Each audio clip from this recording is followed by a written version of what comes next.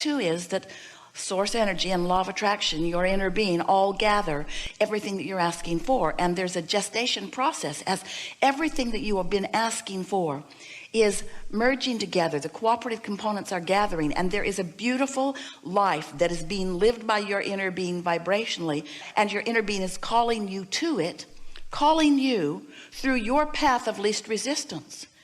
Now, your path of least resistance is just your path that you've put resistance on your own trail. And it's all right that you've scattered resistance all over your trail. Can't do that, don't want to do that, don't like that, wish I didn't have to do that. You've spattered that stuff all over your trail. Your inner being doesn't hold that against you. In fact, your inner being doesn't even notice that it's there. Your inner being just keeps calling you around and over and under and through the resistance that's there.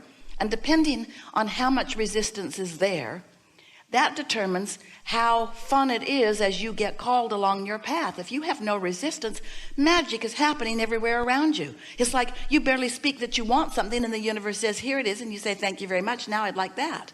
That really is the way it can be for you.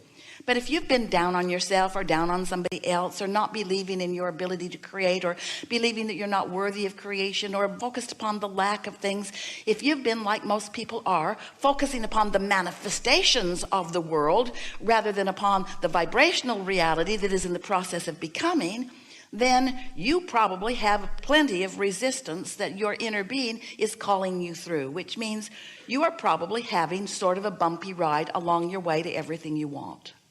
Some of you won't get there till you croak, because you have thoughts that you keep thinking. That's what beliefs are. A belief is just a thought that you continue to think.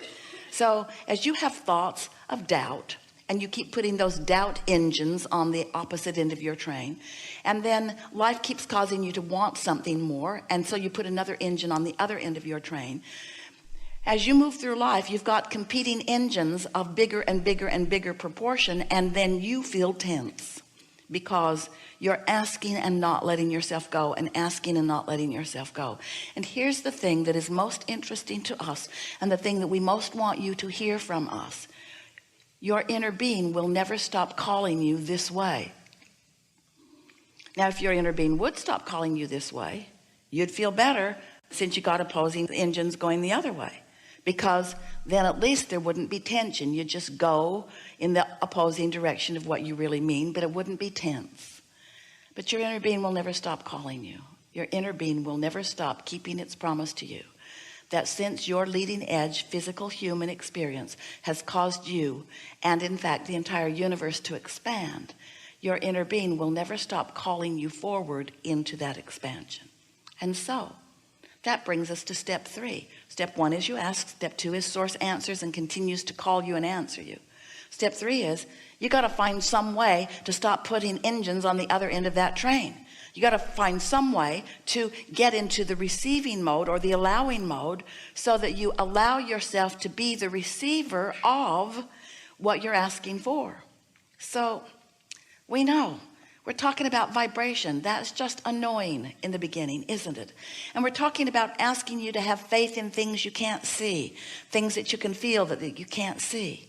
But when you do, when you begin to accept that law of attraction is real, and that your guidance system is real also, when you accept that and you start really taking note of how you feel, and you make some attempt at thinking more and more thoughts that feel better and better to you, so you are offering less and less resistance, then you begin to get movement.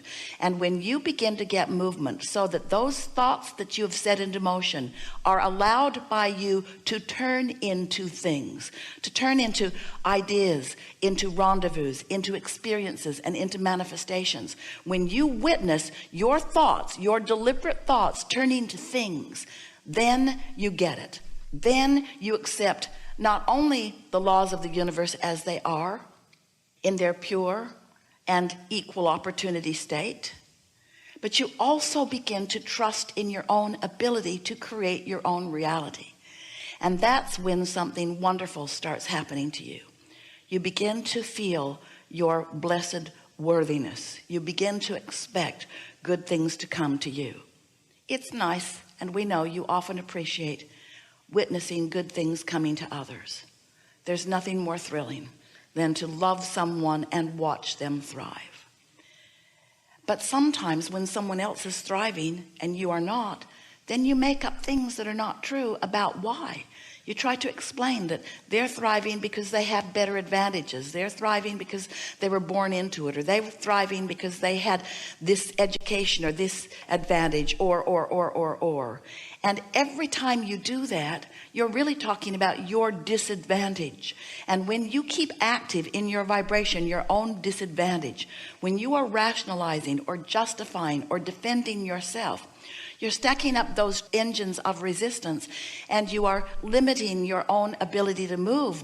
But here's the thing, you've already asked and it's already been given, and you're already being called. And so every time you do that, the tension is greater within you, which causes you to feel greater anger or greater depression or greater feeling that you are being left out in some way. And we want you to know you are never being left out. As you look across the board in the world in which you live, on subject after subject as it relates to you or maybe to others, you might notice that things are not even. Different people are living different experiences, and certainly it isn't even, but it is always fair, because it is always law of attraction responding to the vibrational output of whatever's going on. So rather than arguing in a limited way that it's just not fair that you're not getting something and somebody else is, stop if you can looking at the manifestation and begin to evaluate just for a little while what you're doing vibrationally. Because what you will begin to notice is that those that are thriving on whatever subject of desire it is that you are witnessing are thriving because their mood or their attitude or their opinion about it is something that is working for them. You cannot work against yourself, even by noticing what is, if what is isn't what you want to be, without limiting yourself. And that slowdown doesn't feel good to you. Doesn't feel good to you because of the energy drain of contradicted energy. It doesn't feel good because of the lack of clarity that you are providing for yourself, the clarity that you are not allowing yourself to experience. And then it ultimately doesn't feel good because as it unfolds, it's just more bad news to you. And then it really doesn't feel good when something manifests that you clearly do not want. And we are just saying, you have more control of your experience than maybe you have realized, and that's why we like to visit with you. We know that if you are like many people, you are stuck in the awareness of what is, and it makes everything we're saying here not only feel irrelevant to you, it makes you feel irritated by it. Because there's nothing that feels worse than to have desires that aren't coming about and have some smart aleck non-physical being who doesn't even have rent to pay or food to gather say to you, you just need to clean up your vibration. But friends, you just need to clean up your vibration. There's no getting around it, because no one else can vibrate for you. No one else can accomplish your point of attraction. It's only you. Now we acknowledge that what you're witnessing influences your point of attraction, and that's really what we're wanting to help you to get around. You've got to stop being such a witness of something you don't want, because you can't let in what you do want as long as you are such a witness to what you don't want. It's just that way. We know that when you were born into this wonderful body, that you never attended a class early on in your experience where they taught you about the law of gravity. No one said, oh, my child hasn't been to gravity class yet and he's just floating around everywhere. It's like he doesn't understand that he's supposed to be on the ground. Nobody was worried about that, because everybody thought that it was pretty clear that if you jump off of something, you're going to go down, not up. And so we want to acknowledge that law of attraction is as easy to understand as that, especially once someone has defined it to you in the way that we have. You really don't need a class about law of attraction. You just need observation. I thought this, I felt this way, and this happened. I thought this, I felt this way, and this happened. Law of attraction is not going to be squirrely. It's not going to be partisan. Law of attraction is not going to be unobjective or partial. Law of attraction is going to respond to you the way you get what you think about, whether you want it or not. That's it. So whatever you've got, you thought about. How about that? Now sometimes You don't want to hear that because you say, wait a minute, I did not think about this thing that I got. Esther said to us in those early days, Abraham, but it's true. It's true. You want me to not think about this thing that is true? And we said, she didn't like this either. We said, what's truth got to do with it? She was shocked. Abraham, you pretend that you're non-physical goodness. What do you mean? It's irrelevant if it's true. And we said, law of attraction will make anything that you focus upon true. Law of attraction will cause anything that you focus upon to be a manifestation that you and others can see. So your criteria must not be if it's true. Your criteria must be, do I prefer it? Do I want it in my experience? Do I want to be the perpetuator of that? Do I want more of that in the world? Do I want more of that in my world? And if the answer is yes, then give it your undivided attention. But if the answer to that is no, I do not want that, then withdraw your attention from it. That's not easy, is it? Taking your attention away from something. I'm not going to think about that. I'm not going to think about that. What? That thing I'm thinking about. I'm not going to think about that. But you're thinking about that thing you're not wanting to think about while you're saying you're not going to think about that thing, aren't you?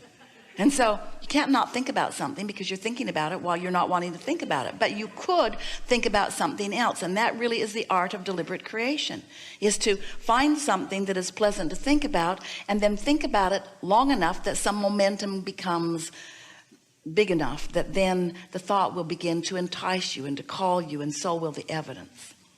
You live, we all do, in a universe of attraction, which means this is an inclusion-based universe.